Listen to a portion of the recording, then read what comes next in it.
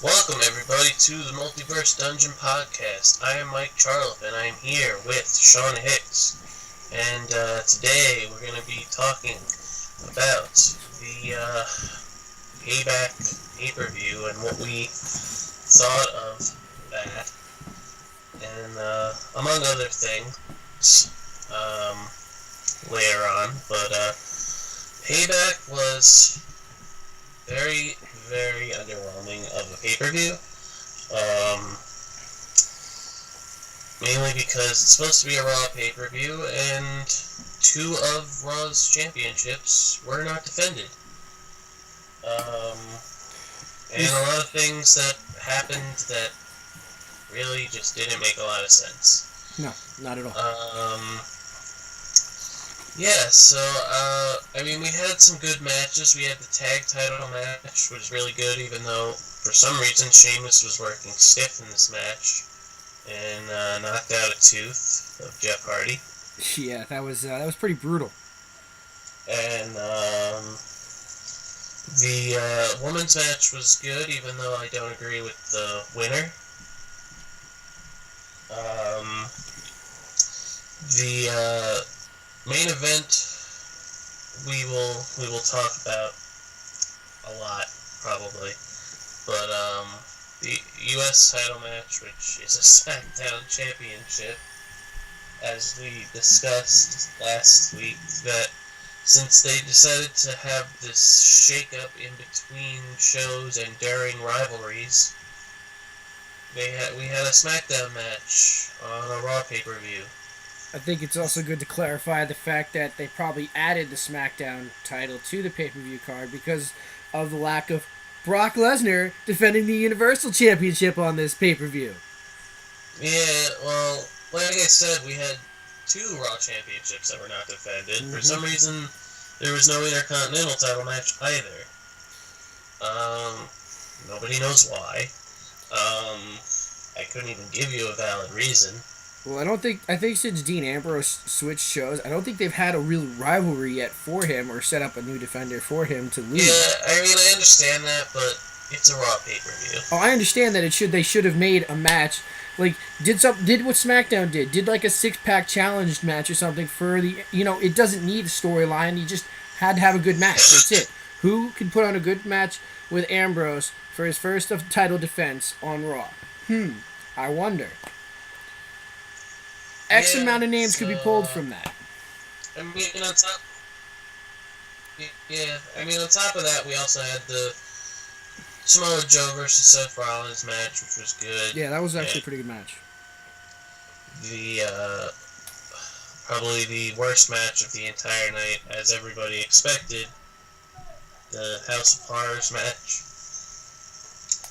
which was also technically a SmackDown match, but it's like supposed to be the culmination of the feud between Bray Wyatt and Orton. And I have very mixed opinions about this match. I mean, I like certain aspects of it. I hate the ending. Well, the ending was stupid because Jinder Mahal helped Bray Wyatt win. Exactly. This is Bray Wyatt's own creation kayfabe match. I mean, and we still are having him win his matches for him? No. This is his match. He should have, if he was going to win over Orton, he should have won without any help. I'm not saying he had to have won clean, but let this man start winning matches on his own. I mean, we've broken up the Wyatt family already. I understand why they did what they did, since Jinder Mahal is the number one contender, and they got to start building to that. Save that shit for SmackDown. We still have weeks to go before the next SmackDown. Yeah, I was gonna say that's another thing. Like, I felt like Jinder Mahal didn't need to get involved in this match. They could have just waited to SmackDown to do something with him, considering he stole the title and everything. Thought it was kind of stupid, but the match was a huge letdown to me. There was really nothing going on that was really considered horrifying in the house.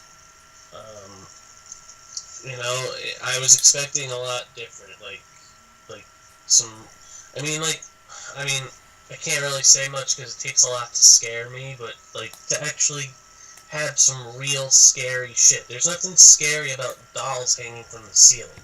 Yeah. I mean, like I said, I do like certain aspects of this match, but I don't want WWE to get comfortable pre-taping segment matches and like Another state. yeah. And the one thing is like Bray Wyatt stole Randy Orton's limo. So how did Randy Orton beat Bray Wyatt to the arena? I've been making the joke that like Randy Orton Everybody is. was like, oh. Everybody was like, Orton was driving and he just didn't know. I mean, actually, yeah, that was probably real. They tried to throw a fridge on him. Yeah. They tried to throw a fridge on him, and we all know that didn't really look very good. Yeah. I mean, considering that when Bray Wyatt left, the fridge was on the ground. Yeah. Yeah. So. I mean, like I said, I've been making the joke that Randy Orton called an Uber to get back to the arena, but Yeah, well. Bray Wyatt stole my limo. I need to get back to the match somehow. The segment was recorded earlier in the week. It was recorded on Wednesday or something, and they just used the footage, and then I mean, obviously that's how they did it, but yeah, the whole thing was stupid. Yeah, and I mean, I get giving Bray Wyatt a win and all that, and that's fine because he needed it, but the whole thing was just stupid. I mean, I get it. Bray Wyatt is going to Raw. Randy Orton staying on SmackDown. So the title couldn't be defended. I understand that. They're on separate shows now, so Bray Wyatt could have got the win over Randy Orton easily without interference. But the only thing that I guess they're thinking about justifying it is like, oh, if a non-champion beats Randy Orton as a champion and he's not getting the belt, it makes Randy Orton look weak, so we need to make Jinder Mahal the number one contender get involved. I get that, but I still call it bullshit at the same time because the Bray Wyatt needs to be built up as a future heavyweight title contender again. Well, it appears that his next feud is going to be with Bray Wyatt, so Wait. I'm sure we'll talk. Finn Balor. Sorry. I was going to say Bray Wyatt can't face himself. I misspoke. Sorry. Yeah. I mean, we saw that segment during the shake-up where he was like, Finn Balor, I have my eye on you. But Finn Balor is now feuding with The Miz right now. So I guess... Well, we'll get into it a little later, but we'll talk about stuff that happened on Raw and SmackDown as well this week. But, absolutely.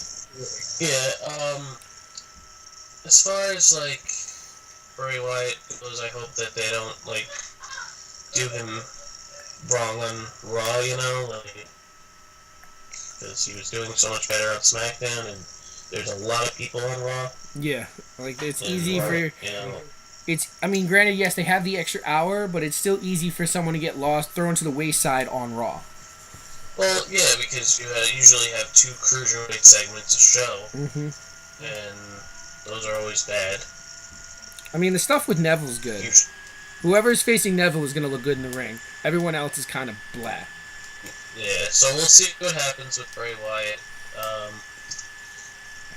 As I said earlier, moving on from that, the women's match. Alexa versus Bayley. Right, Alexa versus Bayley was actually a pretty good match. There was no interference this time around. No Sasha interference, no nothing. It was just a really good match. I just didn't like the fact that Alexa got the win because I didn't feel like it was time for Alexa to get the win. Because I don't want her to win the title here and then Bayley just win it back at Extreme Rules or something like that. Because as far as I know, Bayley versus Sasha is supposed to be a headlining match for SummerSlam. Yeah, I don't know if that's changed or if there's something else in the works, but Alexa's the champion now, and I just don't feel right about it. Well, I mean, I have a number of different points which I have taken away from this match. One, they obviously still want Alexa to be champion, whether she's on SmackDown or Raw. They still see her as champion material. Two, Alexa's in-ring work has gotten a lot better.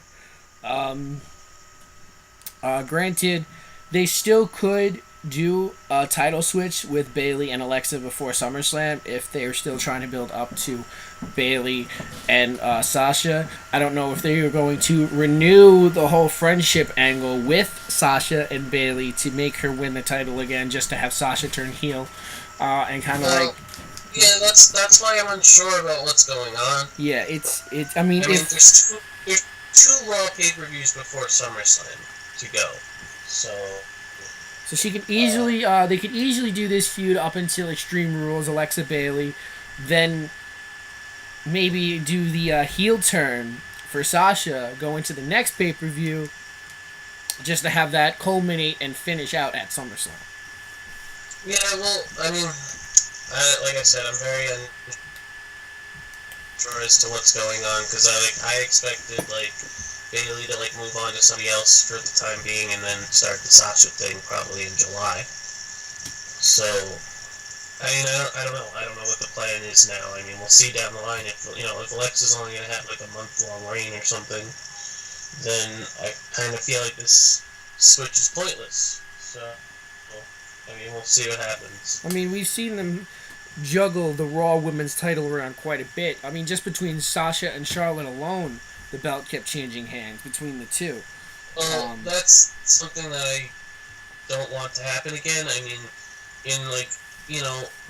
from last August to last December, the title switched hands 5 times. I mean, yeah, and this is what we've talked about, where the booking between Raw and SmackDown just seems to be in two different directions. Yeah, well, like I said, I honestly don't know what's going to happen with the women's division on Raw at the moment, but I mean, Alexa's the champion. Raw has a lot of good performers, minus a couple. Yeah.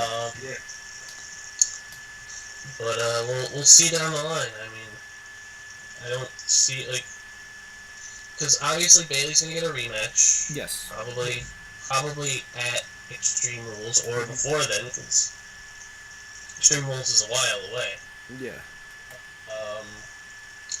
So I don't know. We'll see. I mean, they could easily do a title swap on Raw, then do a rematch clause for Alexa at Extreme Rules and have Bailey win to go on and face Sasha, or they could battle it out for a while, and then right before SummerSlam we throw Sasha Banks into the equation. I mean, I think any of these scenarios are plausible. Well, I mean, even if they did I just don't want another repeat of Mania where it's a fatal 4-way with instead of you got Nia and Sasha and just switching Alexa with Charlotte. Yeah, so, I definitely see where you're going from. I don't want that. Yeah. So I don't know if that's the plan now. Like I said, I have no idea. So yeah, we'll see down the line. Moving on from that, the World Tag Team Championship match. As we said, pretty good match. Had a lot of stiff spots in it, mostly because of Sheamus. And following the match, we saw not really a heel turn for the whole team. Really, it was just a heel turn for Cesaro, because Sheamus has technically been a heel the whole entire time. I mean, we kind of saw the culmination of it. Sheamus was playing more of the level-headed guy, where Cesaro was freaking out in the weeks leading up to Payback. Sheamus always being the first one to initiate the handshake at the end of the matches. But I guess the pay-per-view match was just kind of the breaking point for Sheamus and Cesaro. Because of that fact alone is why I wanted them to split up. Mm-hmm. I wasn't really, it was in the back of my head that there could possibly be a like a big turn, mainly for Cesaro, like I said, but I just don't agree with that. Because again, I just don't want them to be a team anymore. Yeah, I mean, I just don't. Sheamus is a multiple-time world heavyweight champion, and I don't know if Cesaro, I don't know if WWE sees Cesaro as anything more than a mid-card title holder. So I think that with Cesaro and Sheamus, this could be where WWE sees him peaking, which could be why they haven't split the two of them up yet. I mean, I'm a fan of both performers. I think they could both be having great singles careers right now. But as we have stated before, the roster on Raw is very crowded, and even though they have that extra hour, like some superstars still get just thrown to the wayside. Like, we have nothing for you to do here, which is why they could easily throw some talent to SmackDown, make SmackDown a half an hour to an hour longer. I don't know. Like I said before, SmackDown has the better booking. I don't know if it's because they have a easier roster to manage since they don't have as many superstars. It's just all points I'm willing to just throw out here and throw at this equation. Granted, Cesaro and Sheamus, they're gonna go on a heel run and go after the titles again. I don't know if they're gonna throw another tag team in the equation since we have so many on Raw. Like we'll get into it a little more when we talk more about like this week's stuff, but yeah, we'll see what happens down the line. But like I said, still it just doesn't feel right to me for Sheamus and Cesaro to be a team anymore. And I'm just tired of Cesaro being thrown with somebody who has nothing to do. Because this is the third time that's happened. Well, I mean, not to say Sheamus would have nothing to do. I mean, like I said, I'm biased because I'm a fan of Sheamus. I think he could easily have a good singles career right now. But for whatever reason, this Sheamus Cesaro thing kind of works, I guess. I mean, like I said, there's no telling what would be available for them right now if they were both single. Yes, they've teased them breaking up since the Royal Rumble. Has it actually happened? No. So WWE has some confidence in this tag team. I don't see the appeal, unfortunately. It does feel like it's losing its luster over time, which is precisely why they're getting the heel turn, in my opinion. But I don't know. I guess we'll see what happens down the line, and as we get to talking about the stuff that happened this week, we'll get more into that. But moving on from that, I guess we'll just move on to the main event. There was really, not too much to talk about with Samoa Joe and Seth Rollins. It was a great match, and pretty much it was up in the air. And I figured that if Seth Rollins won, the feud was going to continue anyway, and he did. So, yeah. Nothing really big going on there. We didn't really talk too much about Kevin Owens and Chris Jericho either. Oh yeah, I completely forgot about them. Well, the stipulation was, since Kevin Owens was drafted to SmackDown with the U.S. title, that if Jericho won, he would head to SmackDown, and weirdly enough, he did. The problem with that is that we all knew that Fozzy's tour was starting this week. Yes. And there was no way that he was going to remain champion and stay. Because he's, going to be on tour. Yeah, I mean, hell, Fozzy is touring at a location close to us in Patchogue, and that's already sold out. Yeah, and, the thing is that you move Jericho to SmackDown, give him the title, Fozzy's literally playing on every Tuesday for, the next 2 months. Yeah. So, it just didn't make much sense to do that just to have Kevin Owens win the title back on SmackDown, which he did. Well, this lets us know where Chris Jericho is going to end up once Fozzy comes back, because they're doing a kayfabe injury with him. Yeah, I mean, if he comes back, because the tour is over, this tour is over towards, the middle of June. Right. So, if he decides to come back in between tours, then he'll just go back to SmackDown. The whole thing just didn't really. I mean, the match was great because it's always great because Yeah. it's Jericho Owens, but it just didn't seem right to me to have Jericho win at the pay-per-view just for him to lose it 2 days later. I think everybody was expecting Jericho to lose because of the fact of Fozzy alone, which is why they decided to throw us the curveball and let him lose on SmackDown. Yeah, I guess so. I mean, I guess that makes sense. I mean, they did the same thing in 2012 with the Royal Rumble. You know, Sheamus wasn't supposed to win. Jericho was supposed to win. And they changed it and still had Jericho go for the title anyway. Mm-hmm. So, you know, I get that, but it just doesn't seem right to give him a 2-day title reign. I mean, Chris Jericho, he doesn't really need a long reign. He's already had championships X amount of times. I mean, the first U.S. title was enough for him to not have to win it again, honestly, because he's literally won everything. Yeah, he's the undisputed champion. He even had Intercontinental champion, tag team champion, European champion. He's literally won everything.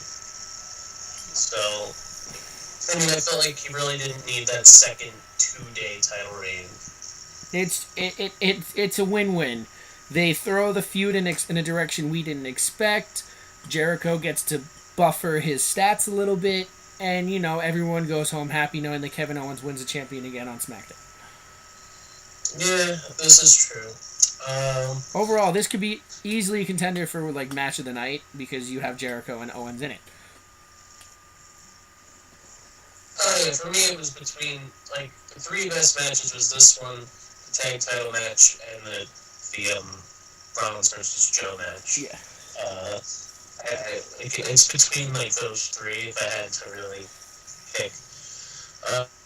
So moving on from that, I guess we'll talk about the main event, which was barely a match. Yeah. Roman Reigns selling the injuries of the ambulance thing 2 weeks ago on Raw, and he was taped and everything, and they did some stuff that kind of looked more real than it actually was. Yeah. And Braun Strowman tried to attack him again in an ambulance, and he slammed into a door and supposedly tore his rotator cuff, but he'll be on Raw like in 2 weeks, or he hurt his shoulder in some way. But the match was, like I said, it was barely a match. Yeah. It was Roman Reigns selling injuries like the entire time. He had like one spurt of energy where he hit the spear, got a near fall, and then he took 2 power slams to lose to Strowman. And the first one going for a 2 count, and the second one actually getting the win. Yeah, so they're like, obviously this is going to result in another match. I mean, I could see them having like an ambulance match, considering that ambulances have played a factor in this rivalry. And they really haven't had an ambulance match since Ryback and Cena. Yeah, they haven't had one in a little while, so I mean, I feel like it would be a good way to close the feud without either one looking bad by taking a pinfall.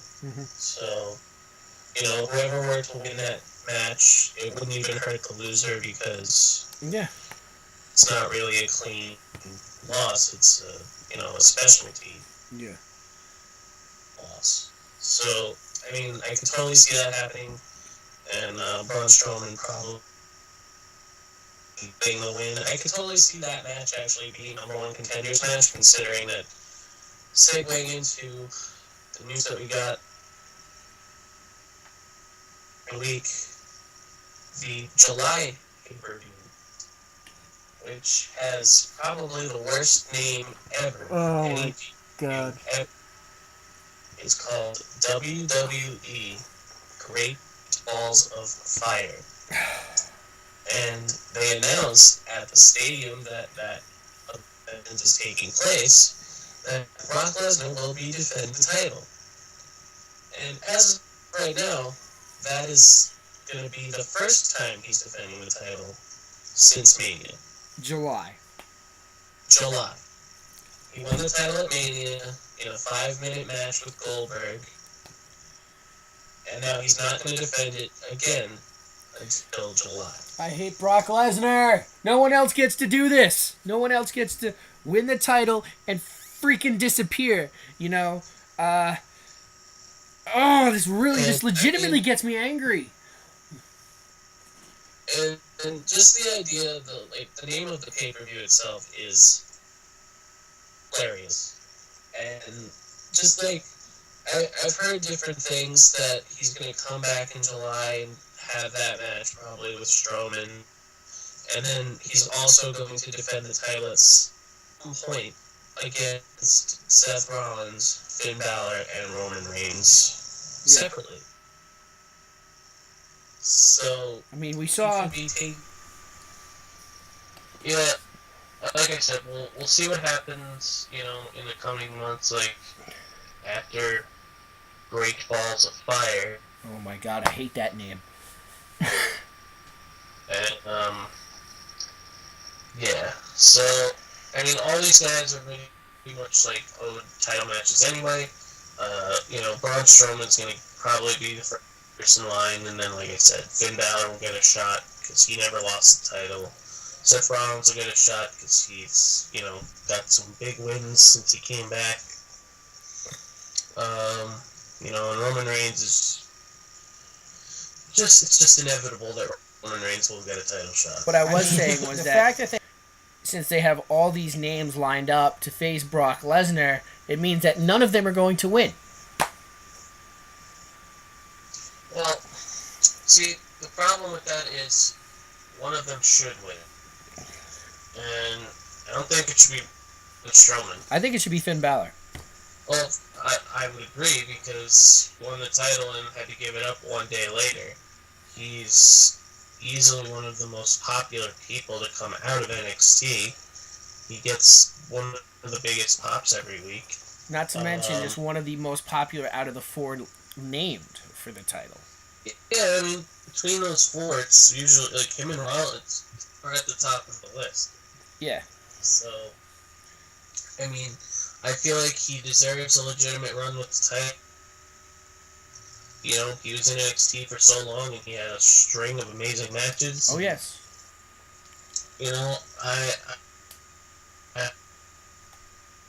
He deserves it.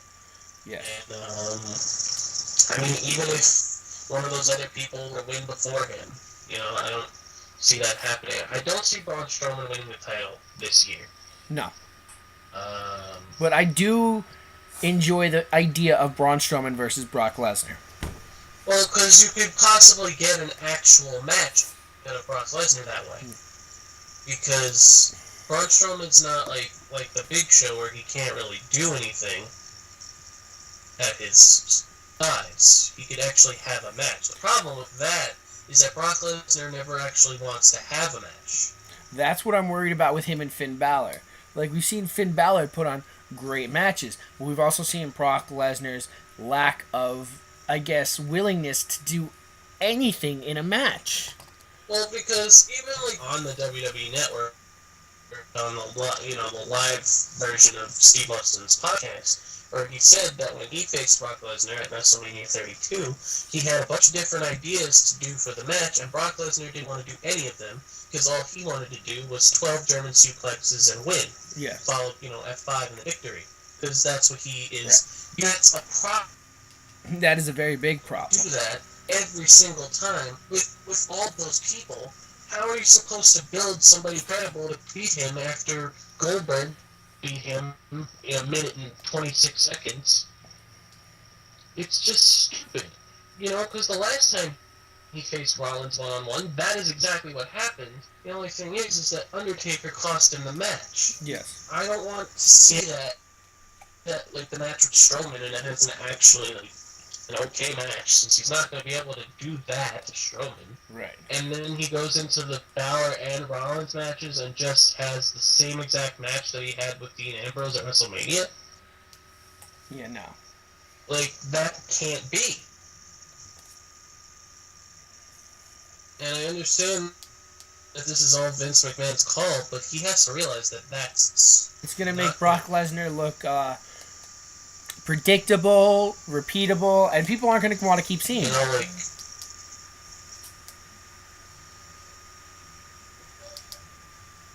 eventually. I don't even understand how people like it now, to be honest. But Yeah. they do, for some reason.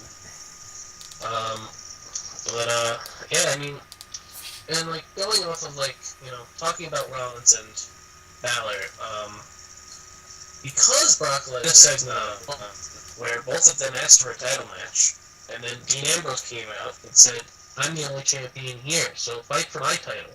Mm-hmm. Which is fine. It's great. But are you going to have those two come out and be like, I deserve a world title match, and then make them fight for the lower title? Right, and just simply say, I'm the only champion here. I'm all you got. It makes Dean Ambrose seem like second place. Well, that's the problem. And, you know, like, you want to build up the Intercontinental title like they did all those months when it was Miz and Dolph Ziggler feuding over it. Mm-hmm. Then he defends it twice total. So I don't understand. Yeah. And then you try to, you know, make it look important by saying, like, try to make it look important by, like, having main eventer guys. Like, and Dean Ambrose, I feel like, is above that title anyway. But yeah. I'm fine with him holding it just because it gives him something to do. You know, since the world champion's not here. Right. I mean, let's take SmackDown, for example, again. We have Jinder Mahal getting a great title push, and we have AJ Styles feuding with Kevin Owens for the secondary title. That's great. I mean, Raw, you don't have that because Brock Lesnar doesn't want to participate. I mean, at the same time, like, you could argue that you have the guys who were the world champions on both but for most of last year. Secondary title. Yeah. And then you have Jinder Mahal, who's jobber for pretty much the whole entire time he's been around since coming back, fighting for the world title. I mean, like, I understand, like, and I'm fine with it, because either way, AJ and Kevin Owens are going to have a good match, and other people are getting opportunities on SmackDown. That's fine. But it's just so, like, you know, how can you, like, do that and then look at Raw and be like, how can you, like, ask me to watch both shows and to like them equally when Raw is clearly horrible? Yeah, and it's an hour longer. SmackDown is doing better with less time and less people. And Raw is dragging on for an extra hour and sucking horribly. I mean, like I said, SmackDown is clearly the land of opportunity like it's being booked. And come on. Let's not pretend like we don't know the reason why Jinder Mahal is getting a push here because WWE wants a big deal with India. That's fine. I hate the Singh brothers, though. I freaking hate... They didn't have a TV deal in India forever. Yeah. Now. So they are trying to sell it to those fans by saying, like, oh, we'll just, you know, give this guy an opportunity. And Jinder Mahal's not going to win. It's obvious he's not going to win. It depends on how badly they want this deal to go through. Yeah, pretty done. It's just that they want to make it legit by having those people be like, oh, a guy from our country's fighting for the world title. Anything can happen. I'll watch wrestling. Yeah, I just want to say I hate the Singh brothers. At the same time, you got those other. Well, I was going to go off of that and say that Jinder Mahal's probably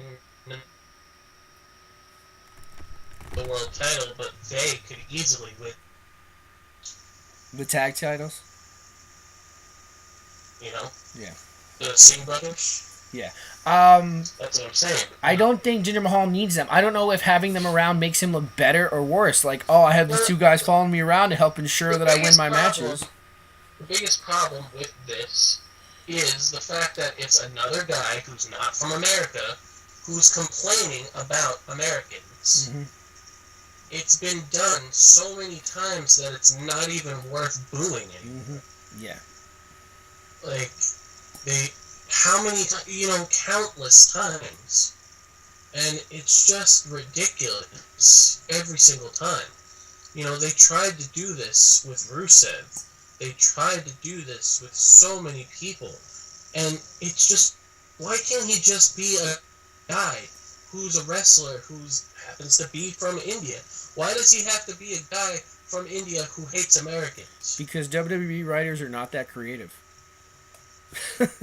Because it's just so overdone that it's stupid at this point. It just reminds me of that character from Futurama when Bender was in the Writing Robot League. I'm not from here. I have my own customs. Look in my crazy passport. It's just like it's like they stereotype anyone who comes to wrestling WWE from another country and automatically, oh, I hate America. I hate the way they live their lives. It's just it's copy paste, etc., etc. Iron Sheik, Muhammad Hassan, blah blah blah. It's overdone. Yes. And it needs to stop. But another thing that needs to stop on SmackDown is the one thing that I think that is working at the moment is their women's division. The problem is that there is a total of 7 women on SmackDown who are wrestlers. One of them is injured, and you put all of the heels in one faction. All of them. All of them. Tamina, Carmella, and Natalya are in a group just because, oh, Charlotte came from Raw, she's not one of us. Like, that's dumb. Because what are you going to do now? Build 6 women matches and you have Lana show up? Like, I don't understand what they're trying to do there. Why would you put all of the heel women in one group? Well, they tried to build it off by saying that, oh, Charlotte came here and she automatically gets a world title shot, and they tried to get Becky Lynch to join them because they feel that Becky Lynch is the superior superstar on SmackDown and she deserves the title reign.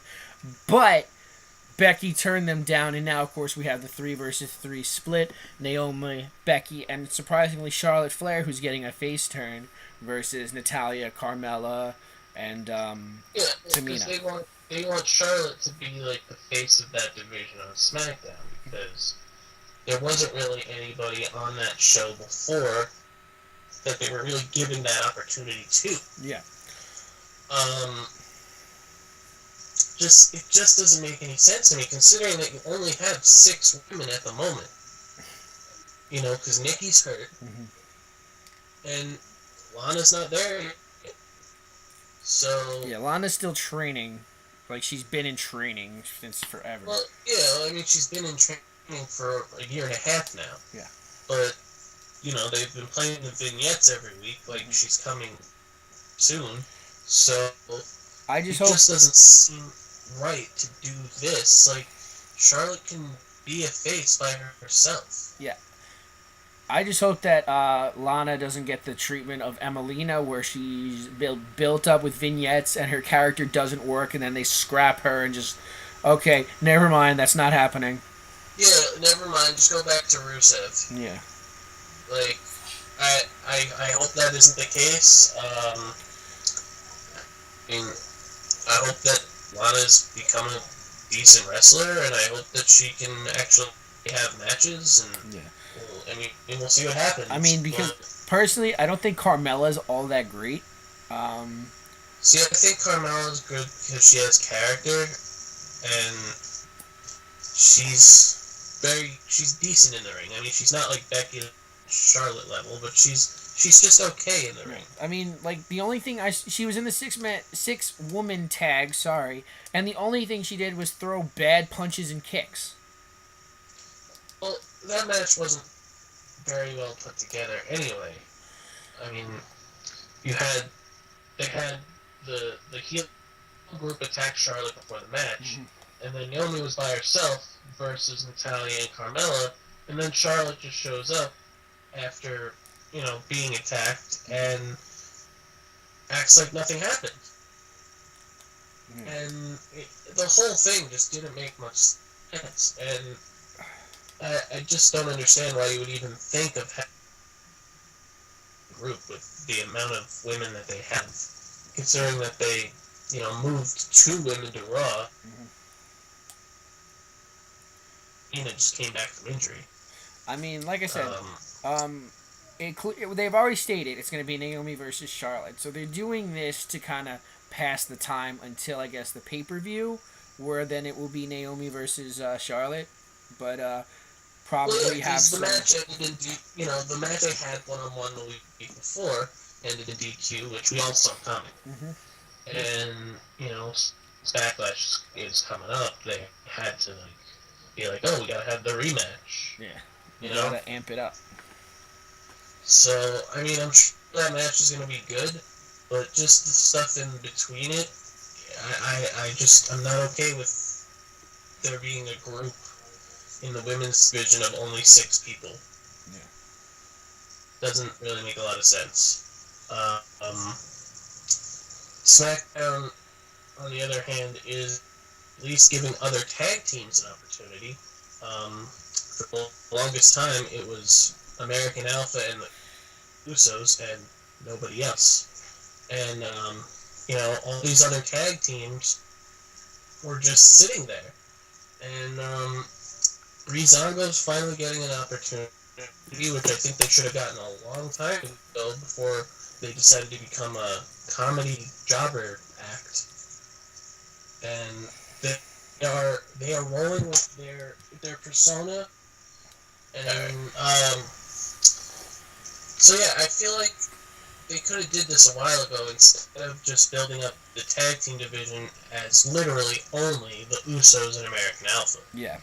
Because these guys they work good together, they're great in the ring, so I don't understand how they couldn't have gotten this opportunity before. The same goes for the Ascension. I mean, the Ascension, I feel like they needed a character tweak instead of looking like the new generation's Legion of Doom. Yeah. But they're a good tag team. And not giving these other tag teams opportunities isn't really helpful vision when you got a lot of teams now. And, Ned could be showing up there when Kofi is healthy. So, there's a lot of tag teams on SmackDown that are deserving and have been putting in the work to get there. Yeah. And they're finally going to do something, I guess, with Primo and Epico that isn't. First they were those stupid matadors. Yeah. That was never going to get over. And then they were, selling timeshares to Puerto Rico. Yeah. How is that ever going to get heat? That was a wasted gimmick. I mean, Primo and Epico are, they're 2 pretty decent talents, and I'm glad to see that on SmackDown they're just going back to the Colognes. They're just using their family name, and they're just gonna be a heel tag team. I like that. I don't like timeshare sweater vest wearing, gimmicky characters, and the Matador character that went on for actually quite a while. It went on for too long. Yeah. It went on for too long, and it just became a comedy act. Yeah, with and without El Torito. Yeah. It's just like, because this is what they were before that. Mm-hmm. Why couldn't they just stay that way? Because apparently WWE felt they needed to give them a cartoony gimmick to make them go on. Yeah, it doesn't. It didn't make sense then. It doesn't make sense now. So the fact that they're actually getting a chance to actually be themselves is going to work for them because they're having good matches, and it's good for them to actually get a shot to face a team like American Alpha, who are a very good team. Yeah, SmackDown, better booking, land of opportunity. Yeah, so Raw has a lot to work on. SmackDown needs to fix their women's division right now. That's pretty much it. But everything else going on is pretty much working. Yeah. And I just want people. I just want other people to get opportunities when they deserve it, like Finn Balor, like everybody. Who Bray Wyatt deserves better than a 1 month title reign. Yeah. A lot of people deserve better than sitting there and being like, "Where's the champion?" Yeah. And the sooner that we get rid of Brock Lesnar, the better. Yeah, I agree. I mean, I've been saying that for 5 years now, but yeah. Like, just Brock Lesnar's name makes me cringe now because it's like this guy literally does nothing. He's there just because he looks like a shit brick house, and that's it. He does a couple moves a match. The match is over. Yep. It's not needed. Now he takes too long off. WrestleMania's here. I don't need to be here for some time now, or so he thinks, because UFC, you got a long ass break in between fights to do whatever the hell you wanted. That he thinks that he can come to WWE and Raw can be without a fighting champion for X amount of time, however time he deems appropriate. Yeah, so that needs to change. When he loses the title, I think Raw will at least look a little better. When he champion will actually be on TV. When he loses the title, I will be so happy I will get drunk and celebrate. I mean, I'm not going to do that, but I'll be happy. Yeah. I'll be happy because we'll actually have a champion who cares about the company. Yes. Instead of just the money. Because that's him. Money, money, money. He doesn't care about WWE. He doesn't care about me or you. He doesn't care about any of that things. Great Balls of Fire. Or at SummerSlam, he loses the belt. I just hope that they change the name of Great Balls of Fire before Great Balls of Fire happens. I don't think that's going to happen. Yeah, for whatever reason, Vince McMahon is stuck on this name. I think it's going to be stupid. I think he chose it because he legitimately thinks it's funny. Yeah, well, funny doesn't necessarily sell Vince. There's been numerous times where he's done things for that reason alone. And only funny to him, by the way. Yeah, I know. And because he's Vince and nobody can tell him no. Exactly. I mean, Triple H could try to change his mind, but that doesn't always work. No. So, I mean, we'll see what happens in the coming months. WWE stuff. Hopefully, Backlash is a good show. I'm sure we will talk about it when it comes here. Oh, yes. But, we will, close it out. And we're to follow the show on Twitter at MVD_podcast. Like, share, and subscribe all videos.